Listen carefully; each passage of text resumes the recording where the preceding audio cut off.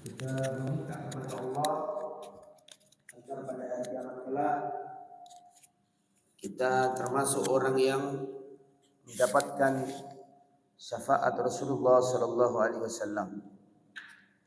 Para hadirin, Ramadan telah berlalu, tetapi spirit Ramadan tidak boleh ikut berlalu. Di antara wasiat para ulama, la tantahil a'malu bintihai mawasimiha. Amal-amal kebaikan tidak boleh berhenti dengan selesai momennya, eventnya, waktunya.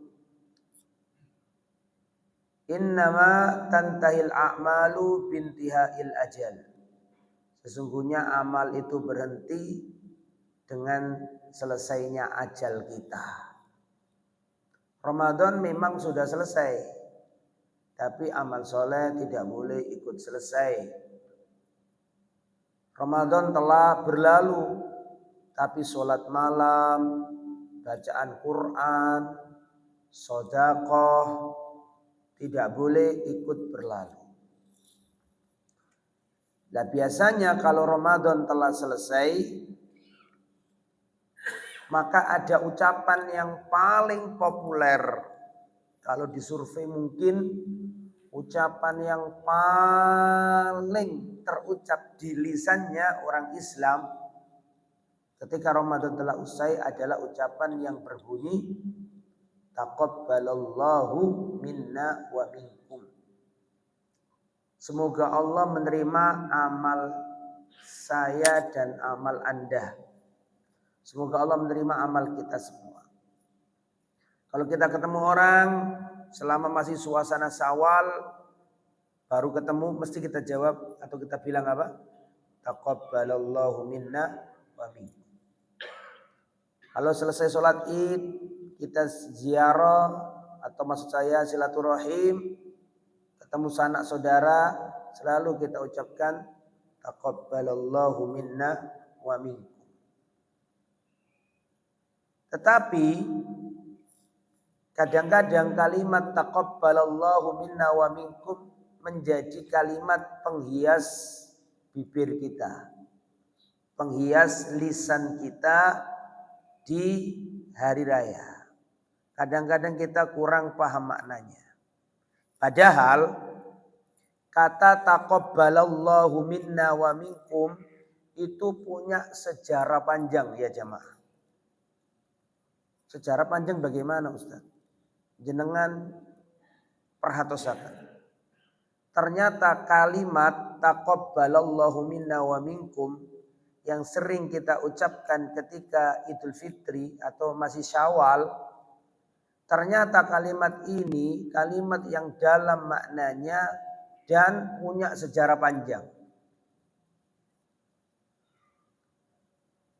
Rasulullah atau para sahabat selesai sholat Id ketemu dengan para sahabat yang lain, para salafus soleh zaman dulu setelah sholat Id ketemu dengan orang-orang lain, maka mereka mengucapkan taqabbalallahu minna wa minkum. Semoga Allah menerima amal saya dan amal panjenengan. Ramadan berlalu 6 bulan. Saya ulangi. Ramadan berlalu 6 bulan. Dulu para salafus soleh tidak mengubah doa mereka. Doa mereka meskipun ditinggal Ramadan selama 6 bulan. Doa mereka selalu Rabbana taqabbal minna. Ya Allah terima amal saya. Ya Allah sholat tarawih saya, bacaan Quran saya, iktikaf saya, sedekah saya, salat jamaah saya, tilawah Al-Quran, ya Allah terimalah. Ramadan pergi, tapi 6 bulan dulu doanya masih tetap. Apa tadi doanya? Rabbana taqabbal minna. Ya Allah terimalah amal kami. Saking perhatiannya para orang-orang salaf zaman dulu itu tentang diterimanya amal. Bahkan Rasulullah itu tiap hari setelah sholat subuh seperti kita sekarang ini itu ada doa yang diajeki Rasul. Ada doa yang diajeki diapakan? Didawami, diistiqomai Nabi. Ada doa yang diistiqomai Nabi, diajeki Nabi, tidak ditinggal Nabi. Dan itu tiap hari, setiap setelah sholat subuh kayak gini nih. Doa dari Nabi nggak pernah ditinggalkan. Setelah sholat subuh, tiap hari Nabi mesti doa kepada Allah minta hal ini. Yaitu doa yang berbunyi jenengan sudah hafal semua.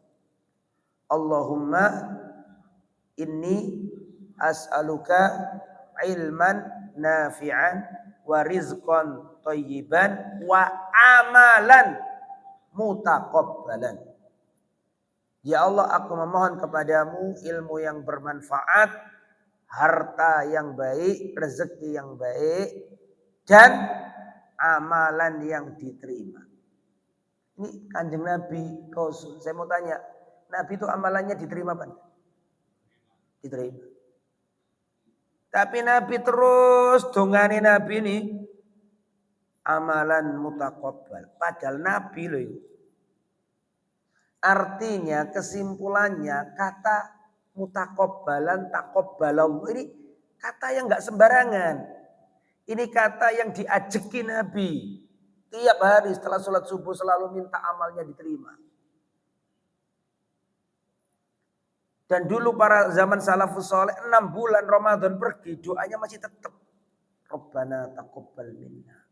Saking pentingnya diterimanya amal. Dan saya akan sampaikan ke jenengan, ternyata kata taqabbalallah itu sudah ada semenjak zaman awal-awal penciptaan manusia. Saya akan ajak panjenengan bertamasyah ke zaman-zaman dahulu. Ternyata kata taqabbalallah itu punya akar sejarah yang kuat semenjak awal-awal penciptaan manusia. Jadi kata taqabbalallah itu tidak hanya para salaf, tidak hanya Nabi Muhammad SAW. Bahkan kata taqabbalallah ini sudah dikenal di awal-awal penciptaan manusia. Mana Ustaz ceritanya? Ceritanya ada dalam surat Al-Maidah ayat 27. Menceritakan 2 anak Adam. Awal-awal penciptaan manusia. Saya bacakan. Panjenengan perhatosaken. Watlu alaihim naba'a bnai Adam bil haq. Wahai Muhammad, bacakan kepada umatmu tentang kisah 2 anak Adam. Kisah 2 putra Adam. Populernya disebut Qabil dan Habil. Idh qarraba qurbanan. Yang mana kedua-duanya mempersembahkan kurban. Perhatikan. Fatukubila. Lafadznya dipakai loh. Fatukubila. Dari akar kata yang sama. Taqabbalallah. Fatukubila min ahadihima. Allah terima dari sebagian. Walam iyutaqabbal. Dan tidak Allah terima dari yang lain. Jadi sing siji diterima. Sing siji tidak diterima. Maka yang sodakonya, korbannya tidak diterima, dia berkata, la'aktulannak, aku akan membunuhmu. Sing amalan ini mboten ditampi niki, amalnya nggak diterima ini, loro hati dan berkata kepada saudaranya, la'aktulannak, aku akan membunuhmu. Maka yang amalnya diterima dia berkata, perhatikan kata-kata ini. Yang amalnya diterima tadi, ketika mau dibunuh, dia berkata seperti ini. Innama, perhatikan, innama yataqabbalullah minal muttaqin. Sesungguhnya Allah hanyalah menerima amalan dari orang yang bertakwa. Di dalam ayat ini ada 3 kata. tukubbilah lam yutaqabbal. Kemudian yang terakhir tadi apa? Yataqabbalullah. Jadi kata-kata taqabbalallah itu sudah ada akar sejarahnya semenjak awal-awal penciptaan manusia, putra Adam. Jadi kata taqabbalallah kalau kita habis sholat ini taqabbalallah ini jangan dianggap penghias lidah. Itu kata-kata yang sudah diajarkan Allah semenjak awal-awal penciptaan manusia agar kita ini selalu minta agar amal kita diterima oleh Allah. Apakah hanya ada di ceritanya anak Adam? Enggak. Masih ada lagi kisah yang menunjukkan itu. Yaitu kisah zamannya Nabi Ibrahim. Dan Nabi Ibrahim itu kan Abul Anbiya, bapaknya para nabi.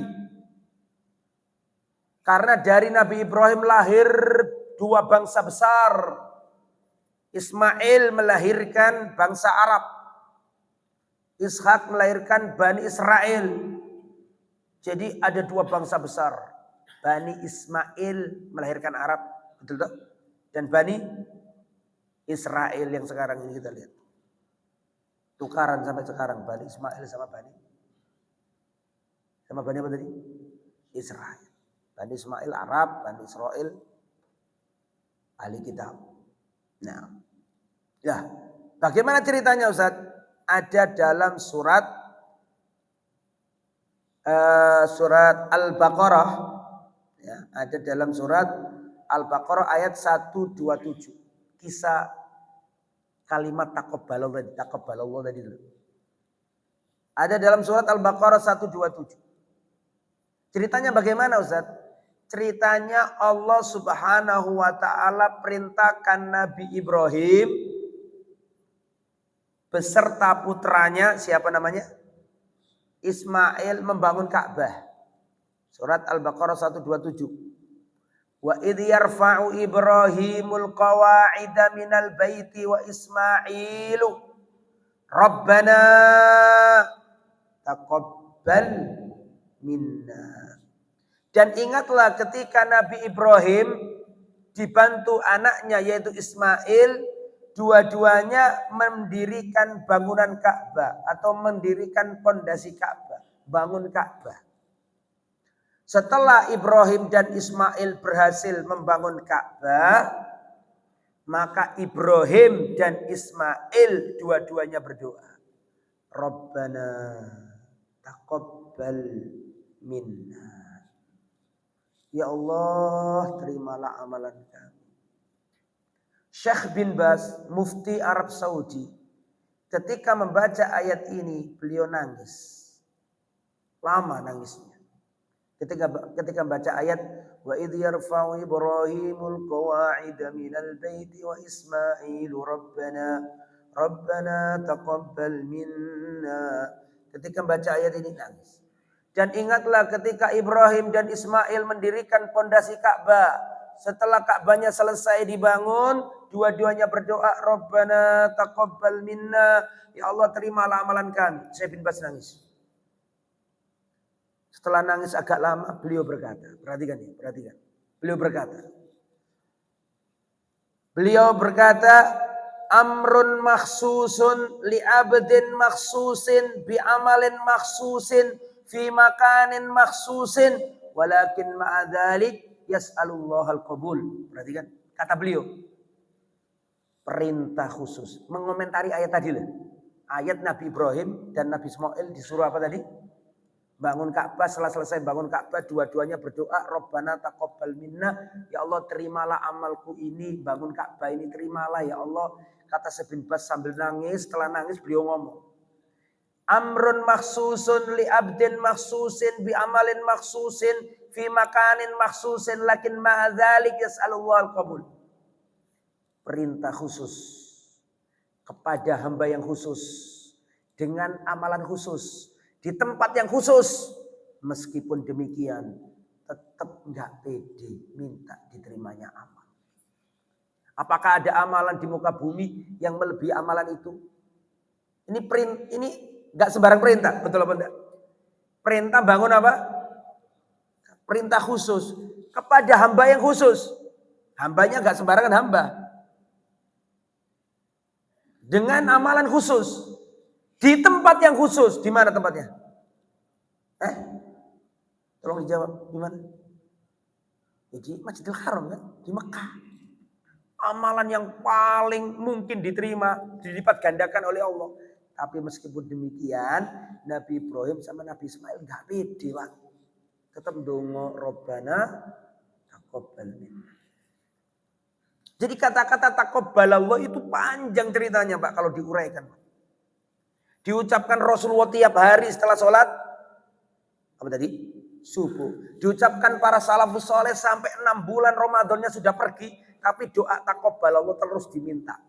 Bahkan ini kalimat sudah dibaca oleh anaknya siapa tadi? Nabi Adam yang dibunuh oleh siapa? Saudaranya. Ini juga diucapkan Nabi Ibrahim, diucapkan Nabi Ismail. Apakah sampai di situ? Belum, masih ada lagi ceritanya. Tentang kata apa tadi? Taqabbalallah. Contoh lain, ternyata kisah taqabbalallah ini sudah diamalkan, diceritakan di zaman sebelum kelahiran Yesus, Nabi Isa alaihissalam. Ceritanya bagaimana? Ceritanya begini. Di Al-Quran itu kan ada surat setelah surat Al-Baqarah, namanya surat apa? Ali Imran. Siapa Imran itu? Imran itu kakeknya Nabi Isa, kakeknya Yesus. Imran punya anak namanya siapa? Maryam, tapi Imran mati. Maryam ini yatim piatu. Bukan yatim piatu, yatim. Ya. Terus nanti Maryam melahirkan siapa? Isa tanpa suami, tanpa perantara laki-laki. Jadi ceritanya Imran itu dulu punya istri. Istrinya Imran. Emaknya Siti Maryam. Gitu? Betul apa enggak? Emaknya Siti Maryam. Neneknya siapa? Isa. Ini istrinya Imran. Ini lama enggak punya anak. Lama enggak punya anak. Maka dia nazar kepada Allah. Nazar. Ya Allah, aku nazar kepadamu ya Allah. Kalau nanti aku punya anak. Ya, dan kalau anakku di kandunganku ini nanti laki-laki. Maka aku akan didik anakku. Aku persiapkan anakku. Aku wakafkan anakku ini nanti ya Allah. Menjadi pelindungnya Baitul Maqdis. Yerusalem. Masjidil Aqsa. Sudah. Waktu hamil dinadari begitu. Ini ceritanya di mana Ustaz? Ada di surat Ali Imran ayat 35. Idh qalat imra'atu Imrana rabbi inni nadartu laka ma fi batni muharrara. Ya Allah, aku nazar kepadamu ya Allah, kalau sampai anak yang ada di kandunganku nanti lahir laki-laki, aku didik dia, aku kawal dia untuk menjadi pelayannya Baitul Maqdis. Fataqabbal minni. Fataqabbal minni. Terimalah ya Allah. Terimalah ya Allah. Ternyata yang lahir bukan cowok. Yang lahir siapa? Cewek. Siapa namanya? Maryam. Rabbi inni wada'tuha unsa. Ya Allah, ternyata yang lahir bukan cowok tapi cewek. Walaysa dzakaru kal unsa. Anak cewek beda dengan anak laki-laki beda dengan anak perempuan. Akhirnya lahirlah Siti Maryam. Tapi nanti justru Siti Maryam nanti melahirkan siapa? Nabi. Ya. Yang digarisbawahi adalah setelah berdoa tadi, maka siapa namanya? Istrinya Imran menutup doanya dengan fataqabbal. Nabi Ibrahim juga berdoa, Rabbi ji'alni muqimas salati wa min dzurriyyati. Ya Allah, jadikanlah aku ahli salat. Dan jadikan anak keturunanku ahli sholat. Ini doa ya jamaah. Terutama jenengan-jenengan yang sudah 40. Di sini kan 40 lebih semua. Bahkan ada yang 50 lebih. Bahkan ada yang 60 lebih. Ini nek sing rumangsa wis tuwa. Dan kayak ini tuwa kabeh di sini enggak ada yang enggak tuwa. Ini doa harus enggak boleh kelewatan. Rabbi ja'alni muqimas sholati wa min dzurriyyati. Ya Allah, jadikanlah aku dan jadikanlah anak keturunanku ahli sholat. Rabbana gimana? Wa taqabbal doa. Terimalah ya Allah. Jadi kata taqabbal Allah ini luar biasa. Ceritanya turun-temurun melegenda dari zaman ke zaman. Doa yang tidak pernah disepi dipakai oleh para anbiya, para nabi dulu selalu berdoa taqabbal. Lah, para hadirin, kenapa dari zaman Adam, dari zaman Nabi Ibrahim, dari zaman Nabi Ismail, dari zaman neneknya neneknya Nabi Isa, dari zaman Rasulullah, para salaf soleh, kenapa mereka menghiasi doa-doa mereka dengan taqabbal?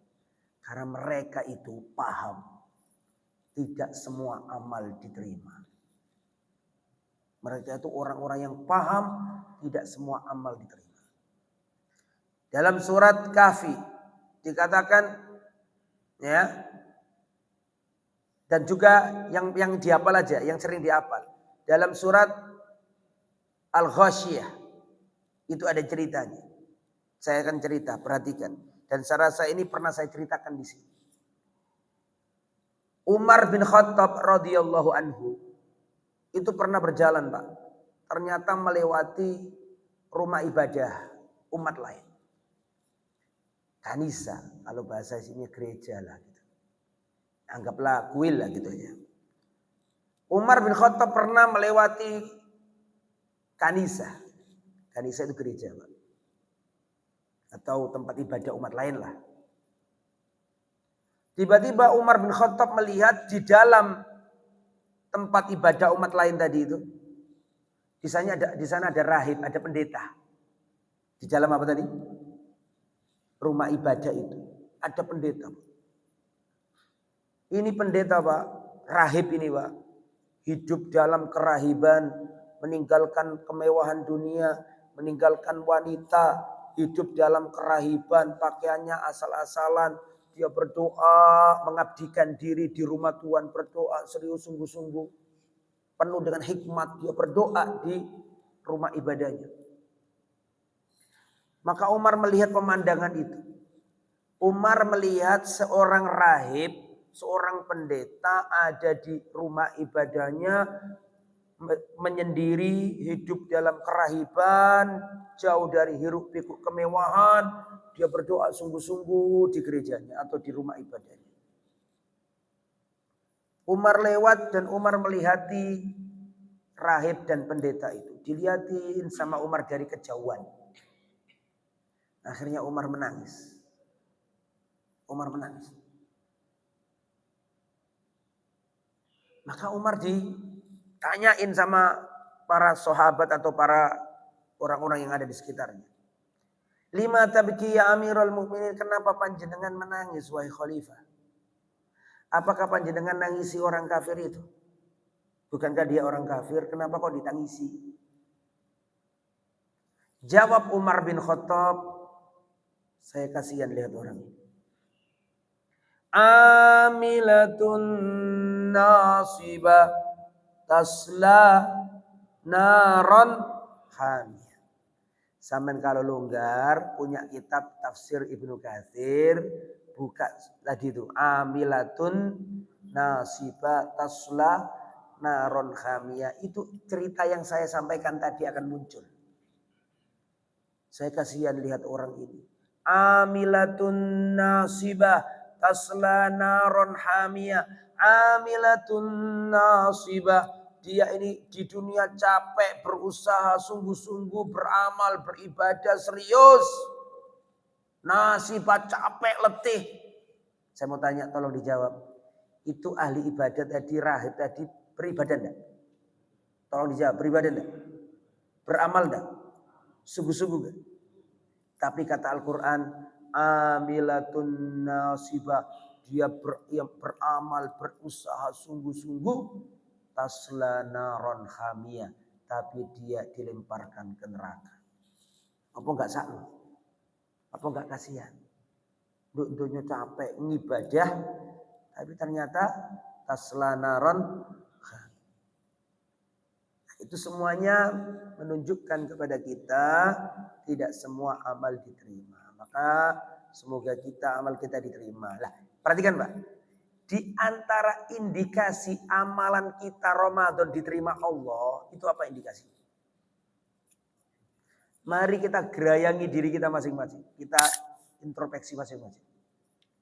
Di antara indikasi bahwa amal-amal kita di bulan Ramadan itu diterima Allah. Di antara indikasinya adalah kita mampu melanjutkannya di luar bulan Ramadan. Kita mampu melanjutkan kebaikan itu, mengistiqomahkan amalan itu di luar bulan Ramadan. Tapi bukan berarti kemudian kalau sekarang ada orang yang amalannya keliru atau rusak atau jahat atau melakukan maksiat, oh berarti kemarin Ramadannya nggak diterima Allah ini. Bukan begitu juga. Sama dengan orang ini, wes haji kok melakukan ini. Paling haji ini gak mabrur. Loh, kalau syarat haji mabrur itu gak ngelakoni maksiat, itu jadi malaikat. Pak pulang dari haji jadi malaikat. Jadi bukan gitu juga. Karena sebagian orang kan gitu, betul gak? Wes haji kok sik ngelakoni ini. Oh berarti haji ini gak mabrur. Ya. Syarat kemabruran haji itu gak mesti orang itu terus ngelakoni api terus. Dan syaratnya haji mabrur itu wong itu butuh api terus. Pulang haji jadi malaikat. Gini betul? Iya apa enggak? Loh jawab enggak? Artinya bukan kemudian ini hajinya mabrur, kemudian setelah itu gak pernah ngelakoni dosa terus. Yuk gak ngono juga gitu loh. Terus, wah iki Ramadan iki oleh Lailatul Qadar iki ketara. Iki Ramadan iki gak oleh Lailatul Qadar, ketara mari Ramadan kok sik nglakoni dosa. Enggak ngono juga. Karena seorang mendapatkan Lailatul Qadar bukan berarti terus dia ikut jadi malaikat gak nglakoni dosa. Ya bukan begitu. Tapi ada tapinya. Tapi salah satu indikasi Qoro'in yang menunjukkan atau yang memungkinkan amal kita yang diterima Allah adalah kita mampu apa tadi? Mengistiqomahkan amal-amal soleh di bulan Ramadan, kemudian kita lanjutkan di luar Ramadan. Maka bapak-bapak mari kita istiqomah. Spirit Ramadan yang Masya Allah kita ini dulu semangat sholat jamaah, ojo sampai telat. Nah spirit itu harus kita pertahankan di luar bulan Ramadan. Ojo sampai enggak mau Quran, Ramadan kan Masya Allah mau Quran terus. Lah spirit itu enggak boleh hilang. Ya, Tuhan yang kita sembah di bulan Ramadan itu sama dengan Tuhan yang kita sembah di bulan Syawal. Makanya kan dulu saya ceritakan ke jenengan, enggak tahu sudah saya sampaikan di sini apa belum. Manusia terhadap bulan Ramadan itu macamnya ada 4. Masih ingat? Sudah saya sampaikan belum? Tipe manusia tentang Ramadan. Tipe manusia dalam menyikapi Ramadan. Ada 4 tipe.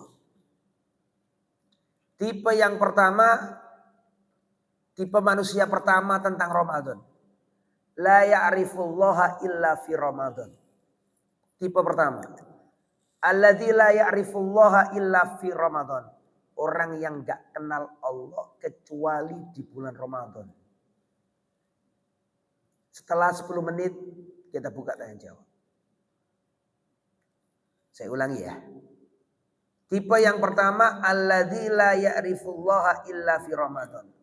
Tipe orang yang gak kenal Allah kecuali di bulan Ramadan. Masya Allah kalau Ramadan ini Pak, tiba ngaji jamaah, baca Quran, sedekah. Subhanallah, Ramadannya selesai. Aku nggak mengatakan 7 Syawal kupatan, enggak. 1 Syawal, Pak. Itu langsung hilang peletes. Biasa sholat tarawih. Menesuk tanggal 1 Syawal, pagi harinya kita sholat Id. itu langsung maghrib sudah gak jamaah. Isaknya sudah gak jamaah lagi. Quran sudah ditaruh di bupet, di lemari, nunggu tahun depan. Dibuka lagi. Ketika apa? Ramadan. Saya mau tanya, tolong dijawab. Ada nggak tipe yang kayak gitu itu?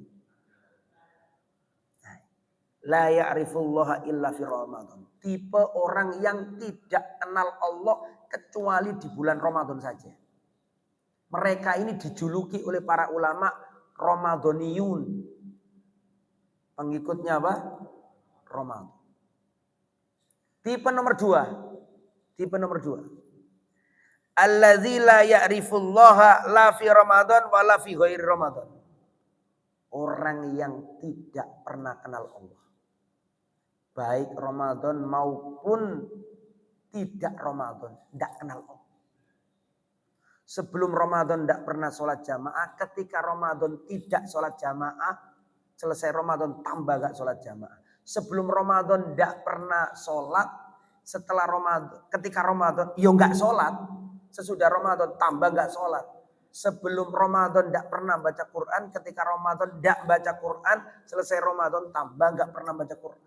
Saya mau tanya, tipe yang seperti ini ada nggak? Ada nggak?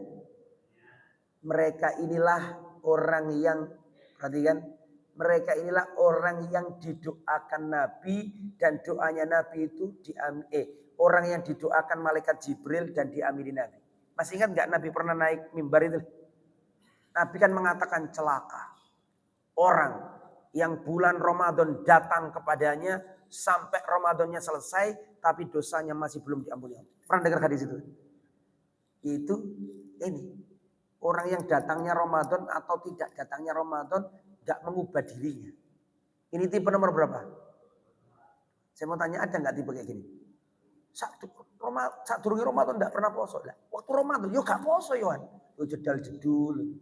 Yo gak sholat. Seakan Pak nomor loro Pak. Bener-bener seakan Pak. Ngerti seakan? Seakan itu mesake. Sakno Pak nomor loro. Gak kenal Allah Pak. Dan memang ada orang tipe itu. Seperti itu tuh ada. Ramadan juga gak jamaah. Ramadan gak poso. Sakno ini. Kita kasihan lihat orang nomor 2. Mereka ini kata para ulama syarrun nas, sejelek-jelek manusia. Kasihan. Yang nomor pinten? Nomor 3. Orang yang lupa terhadap Allah di luar Ramadan. Setelah Ramadan tiba, dia jatuh cinta sama Allah. Dia mengupgrade imannya, sholat jamaah, baca Quran. Dan ketika Ramadan selesai, dia lanjutkan ibadah itu. Beda nggak dengan yang nomor pertama? Beda. Nomor 3 ini orang yang lupa. Ya sholatnya bolong-bolong. Tidak pernah baca Quran. Tidak pernah sodako. Tapi Masya Allah ketika Ramadan datang. Beliau diingatkan Allah. Langsung tiba-tiba dia beribadah maksimal. Ibadah sungguh-sungguh. Benar-benar Ramadan ini menjadi madrasah bagi dirinya. Selesai Ramadan, dia teruskan amal soleh ini sesudah Ramadan. Mereka ini orang yang berhasil dididik bulan Ramadan. Yang nomor 3 ini diibaratkan seperti ulat. Ulat itu kan konotasinya negatif Pak, betul nggih? Jelek, keruget-keruget, betul toh? Jijik, kalau kena kulit bisa gatel, betul? Orang nggak senang, jijik. Tapi dia sadar Pak, dia berhenti, dia poso. Jadi apa? Jadi kepompong Pak. Dia nggak makan, dia nggak minum. Dia ingin membuat dirinya bermetamorfosis. Dia ingin meningkatkan kualitas dirinya. Dia poso Pak. Setelah poso selesai, jadi kepompong, ternyata dia jadi pribadi yang baru. Makhluk yang baru. Jenenge apa? Kupu-kupu. Kupu-kupu konotasinya negatif apa positif? Positif, warna-warni. Melakukannya gak germet meneh Pak. Bahkan gak melayu. Tapi apa? Miber. Arek cilik seneng kupu-kupu indah. Nah, itu gambaran orang nomor 3. Berhasil dididik bulan Ramadan. Dia bermetamorfosis. Kalau ulat kan metamorfosis namanya. Dari ulat menjadi apa? Kupu-kupu melalui kepompong. Nah, ini tipe orang nomor 3. Tipe yang nomor berapa sekarang? 4. Wah, ini yang paling hebat ini. Sebelum Ramadan dia selalu sholat jamaah. Ketika Ramadan tetap jamaah. Sesudah Ramadan terus jamaah. Sebelum Ramadan baca Quran. Ketika Ramadan baca Quran. Setelah Ramadan terus baca Quran. Sebelum Ramadan habis maghrib gak pulang. Sholat, zikir, wirid sampai isya. Dilanjutkan Ramadan. Dilanjutkan setelah Ramadan. Wah, mereka ini Rabbaniyun, pengikut Allah Subhanahu wa ta'ala. Lah kayaknya yang hadir di sini sudah masuk yang nomor 4 ini kayaknya.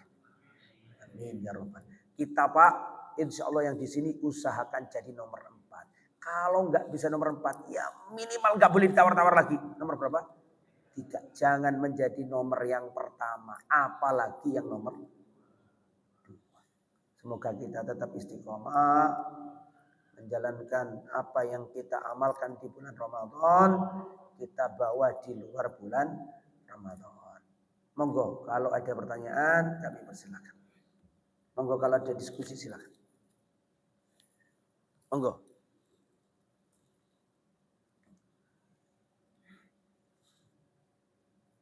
Lah, bagaimana supaya kita istiqomah? Itu juga perlu disampaikan ya. Kalau belum ada pertanyaan saya lanjutkan dikit. Bagaimana supaya kita istiqomah? Supaya kita ini ajak istiqomah, tidak pindah kanan, tidak pindah kiri, tapi tetap lurus. Ala siratin mustaqim. Gimana caranya? Supaya kita istiqomah itu gimana? Ustadz saya pengen istiqomah, tapi caranya itu pundi Ustadz? Cara supaya kita istiqomah, lurus, terus dalam bimbingan Allah. Apa yang kita lakukan? 1, ini paling penting. Minta kepada Allah keistiqomahan. Minta kepada Allah ketetapan hati. Makanya ada doa Pak yang diajarkan Nabi yang jenengan harus apa? Allahumma a'inni ala dzikrika wa syukrika wa husni ibadatika. Wis hafal dulu? Hafal toh nggih? Itu doa jangan dilupakan. Allahumma a'inni ala dzikrika wa syukrika wa husni ibadatika. Ya Allah, tolonglah aku agar aku mengingatmu, mensyukurimu, mensyukuri nikmatmu, dan agar aku selalu membagusi ibadahku kepadamu. Nah, untuk jadi orang istiqomah itu butuh pertolongan Allah. Makanya yang sampean baca terus tiap sholat, iyyaka na'budu wa iyyaka nasta'in. Kepadamu ya Allah kami menyembah beribadah dan kepadamu ya Allah kami memohon pertolongan. Lah, ibadah sama minta tolong dijadikan satu. Artinya awakmu gak iso ibadah nek gak ditolong. Terus minta. Nah, di antara doa lagi supaya kita istiqomah, ya gimana? Ya muqallibal qulub tsabbit qalbi ala dinik. Nah, jadi kesimpulannya kalau ingin istiqomah, 1 jaluk nang Allah. Saya mau tanya, yang menguasai hati kita siapa? Allah. Maka mintalah kepada sang pemilik hati, itu Allah. Jangan pede Pak dengan apa yang Anda kuat di sekarang ini. Jangan pede. Karena nggak ada yang tahu. Hati itu apa? Terbolak-balik. Selalu minta sama Allah, ya muqallibal qulub tsabbit qalbi ala dinik. Selalu minta sama Allah, Allahumma a'inni ala dzikrika wa syukrika wa husni ibadatika. Minta sama Allah. Itu yang pertama yang harus kita lakukan. Minta sama Allah pertolongan. Nomor 2 yang harus kita lakukan supaya istiqomah. Nomor 2 nih ya. Jangan jauh-jauh dari masjid. Jangan jauh-jauh dari masjid. Maksudnya apa? Ya ngaji, majelis ilmu, ya sholat jamaah. Ini udah ditinggalin. Nek sampean wis atuh ke masjid ya berat. Hanya nomor 2 supaya istiqomah, apa tadi nomor 2? Jangan jauh dari masjid. Jenengan punya masalah, dekatlah ke masjid. Coba sampean lihat ayatnya. Ya, Siti Maryam dikasih Allah Subhanahu wa taala karomah melalui masjid. Nabi siapa satunya? Yang gandeng dengan ceritanya Nabi Maryam itu? Siti Maryam. Nabi Zakaria. Suwe kaduwe anak. Susah, besebeh. Ya. Rambutnya beruban, tulangnya lemes, tapi pengen duwe anak. Sama Allah disuruh deket-deket ke masjid. Hunalika da'a Zakaria rabbah. Qala rabbi habli min ladunka dzurriyyatan thayyibah. Dan ingatlah ketika Nabi Zakaria enggak punya anak, dia mendekat ke masjid, Pak. Masjidil Aqsa. Hunalika di mihrab minta sama Allah. Dia sih pengen istiqomah ojo atu-atu ke masjid.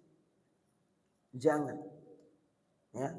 Sab'atun yudhilluhumullah fi dhillihi yauma la dhilla illa dhillu. Ada 7 golongan yang diberi naungan oleh Allah pada hari kiamat ketika enggak ada naungan lagi, kepanasan, manusia bingung, ketakutan semuanya.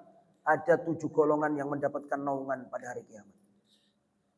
Salah satunya adalah warajulun qalbuhu mu'allaqun bil masajid. Orang yang hatinya bergantung di masjid. Jangan jauh-jauh dari masjid.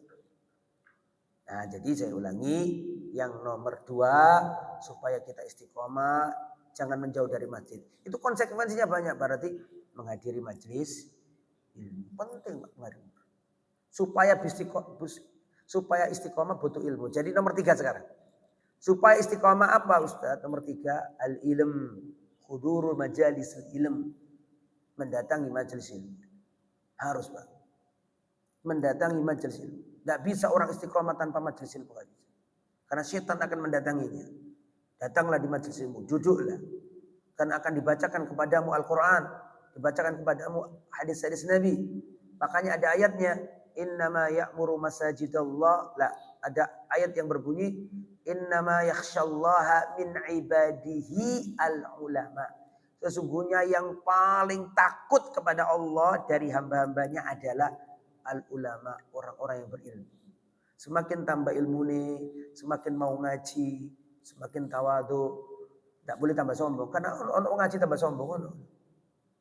Ngaji harus tambah tawadu. Dan harus tambah rasa takutnya kepada Allah. Dan jadi kalau ingin istiqomah harus berilmu. Harus datang bermajelis ilmu. Itu nomor 3. Nomor 4. Supaya kita bisa istiqomah, apa yang harus kita lakukan? Bertemanlah dengan orang yang baik. Penting. Bertemanlah dengan teman yang baik. Bertemanlah dengan orang yang soleh. Orang yang soleh itu jangan gambaran kita harus orang yang Masya Allah bawa jubah terus, bawa surban terus. Ya, gelarnya tuan guru, gelarnya doktor, enggak, orang soleh itu orang baik, Pak. Ini kan sering saya sampaikan di tempat ini. Bertemanlah dengan orang soleh. Cuma kadang-kadang masyarakat kita itu kalau disebutkan kata soleh, itu langsung pikirannya itu ke orang yang punya atribut keagamaan tertentu. Betul dah? Padahal maksudnya orang soleh itu orang baik. Orang baik. Orang yang Masya Allah dia itu sholat tepat waktu. Dia bakti ke orang tua. Tidak sombong, tawadu, suka bantu orang. Tidak merepotkan orang lain. Nah itu orang soleh, Pak. Meskipun dia mungkin pekerjaannya penjual tempe di ujung pasar. Temanlah sama orang soleh. Berteman sama orang soleh itu, Pak, menjadikan diri kita istiqomah. Saya mau cerita boleh?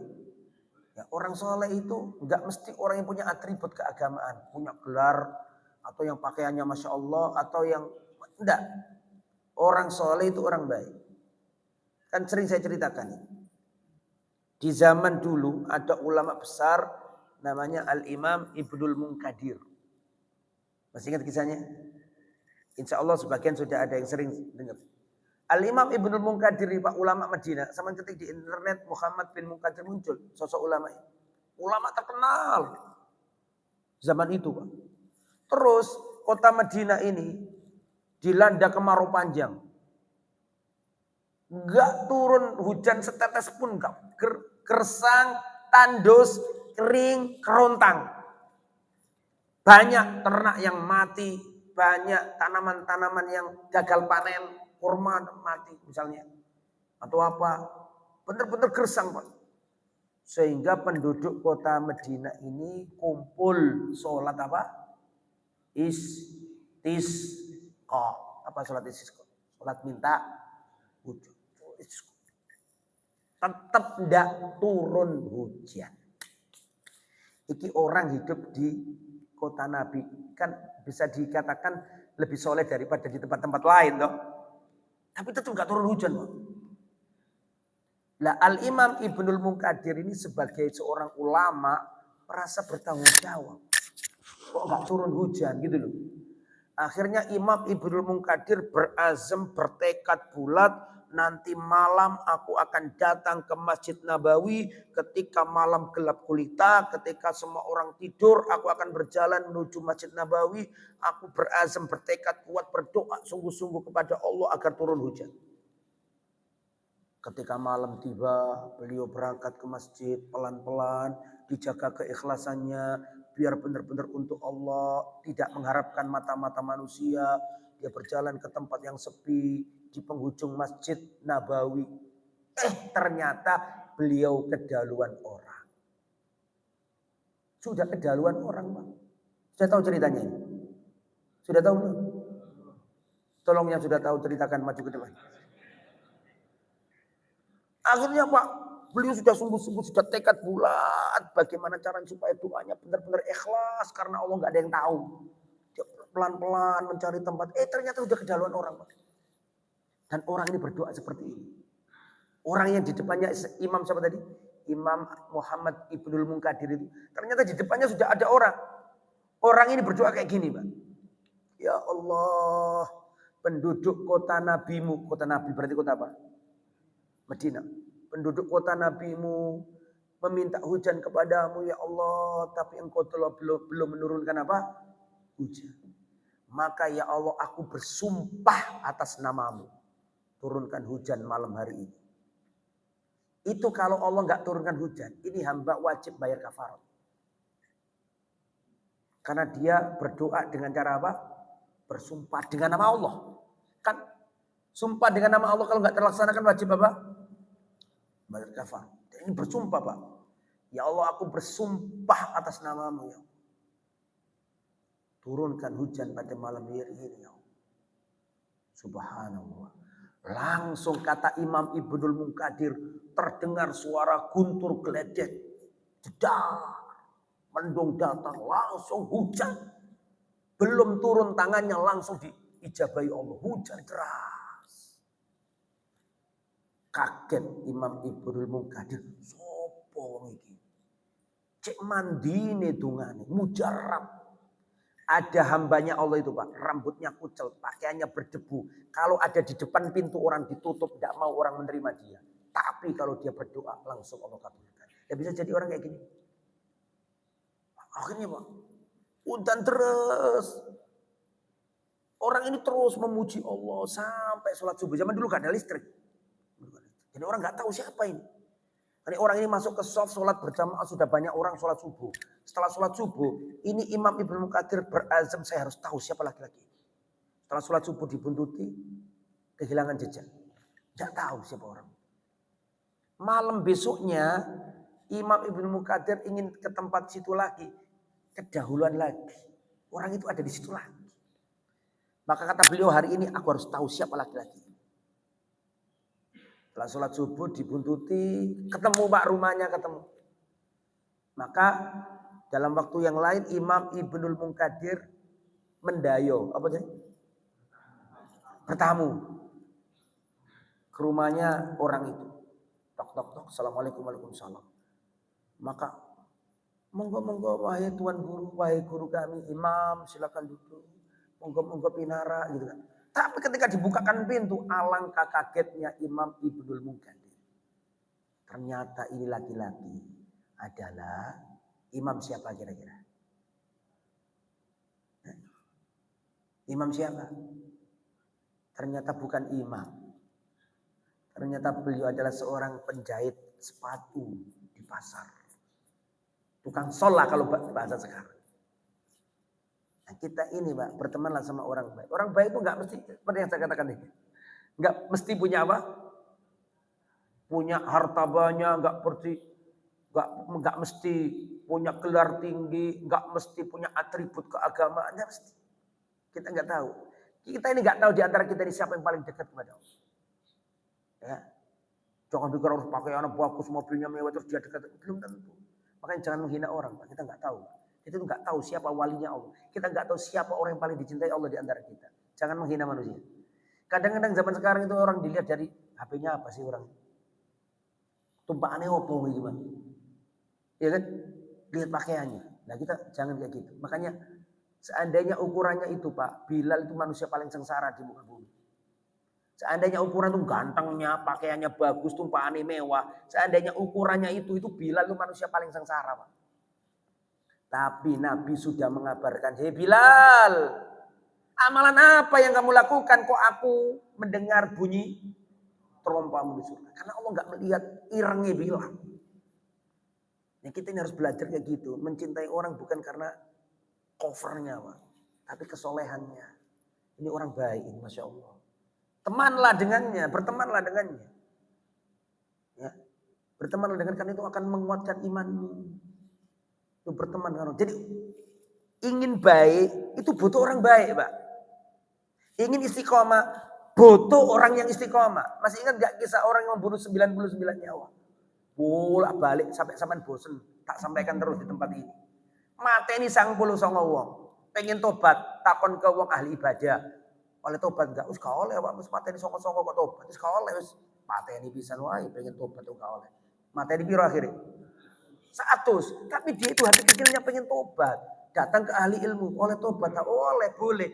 Tapi kamu harus meninggalkan negerimu yang jelek. Tinggalkanlah, pergi ke negeri yang baik. Sembahlah Allah bersama orang-orang baik. Berarti kesimpulannya, ingin baik butuh orang baik. Berarti sampai pengen istiqomah. Bertemanlah dengan orang-orang ahli masjid, ahli akhirah. Jangan berteman dengan ahli dunia. Kata para salaf, aku berteman dengan orang-orang kaya. Hatiku sempit. Lalu aku berteman dengan orang-orang fukara. Hatiku merasa tenang. Dulu para salaf Pak. Abdul bin Umar atau dulu para salaf Pak. Kalau ada orang fakir Pak. Dikasih ini. Terus dia antarkan keluar rumahnya. Dan beliau ini tidak mengubah pandangannya. Sampai orang fakir itu hilang dari pandangannya. Abdul bin Umar tidak makan kecuali di sampingnya ada anak yatim ikut makan. Dan Rasulullah di antara wasiatnya Nabi kepada Abu Dzar adalah aku diberi wasiat oleh kekasihku Muhammad SAW. Hubbil masakin, mencintai orang miskin. Ya, cintailah orang miskin. Jangan cintai orang sugih-sugih dong. Cintailah orang miskin. Bahkan ada doanya Nabi, saya rasa panjenengan nggak mau berdoa dengan doa ini. Betul lagi sunnah Nabi loh. Rasulullah pernah berdoa. Tak sampaikan doa ini sekarang, tapi prosoku sama gak gelem dungo karo dungo iki. Di antara doanya Nabi adalah Allahumma ahyini miskinan wa amitni miskinan wakhsurni ma'a zumratil masakin. Ya Allah, hidupkan aku sebagai orang miskin, matikan aku sebagai orang miskin, dan kumpulkan aku pada hari kiamat bersama orang-orang miskin. Wani tak ngamal dungo iki. Wani gak? Ya Allah, hidupkan aku sebagai orang miskin, matikan aku sebagai orang miskin, dan pada hari kiamat kumpulkan aku bersama orang-orang miskin. Wanita tandung lagi. Tadi itu Rasulullah. Tapi kata para ulama, miskin sama fakir itu beda. Maknanya di situ gitu. Berarti apakah boleh minta kaya? Boleh, Rasulullah juga kok. Allahumma aghnina, ya kan? Allahumma rizukna, boleh. Bukan berarti enggak boleh. Sampai di sini jamaah. Mohon maaf sudah nggak ada pertanyaan karena saya juga ngejar waktu bagi waktu terakhir dan jangan tanya lagi yang lain. Nah silakan. Monggo. Assalamualaikum.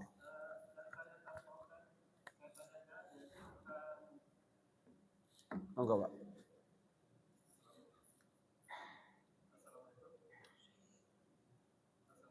Langsung aja Pak. Nggak apa-apa.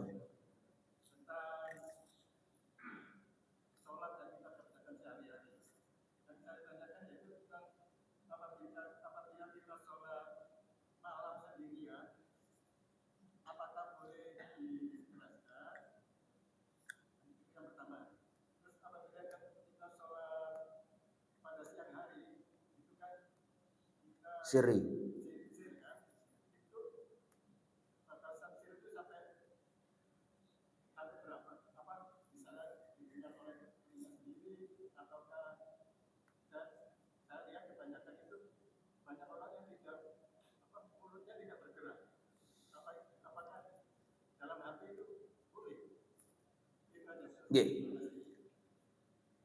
Siri itu bukan diam dalam hati.